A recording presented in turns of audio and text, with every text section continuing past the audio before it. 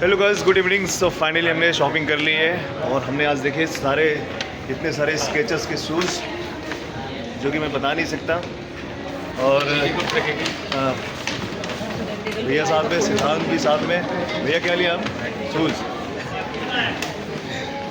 और स्वतंत्र भैया तो शूज़ पहन लिए। स्वतंत्र भाई इधर आइए, शूज़ पहन लिया आपने, ये देखिए। ये शूज है। तो फाइनली गाइस अब हम निकल रहे हैं घर के लिए।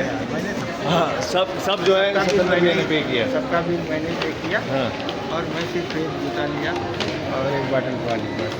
वाह, सारे लोग बहुत खुशी क्या बात है।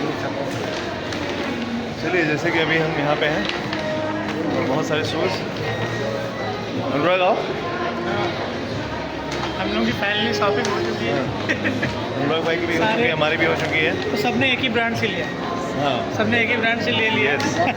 क्योंकि इधर उधर जाने में बहुत टाइम लग रहा था। बहुत अच्छा लगा शॉपिंग करके। आज हमने कम से कम 2 लाख की शॉपिंग कर ली है भाई साहब। बहुत शॉपिंग हुई। बहुत बहुत मज़ा आया ना। फिर से वन मोर। ये चलो,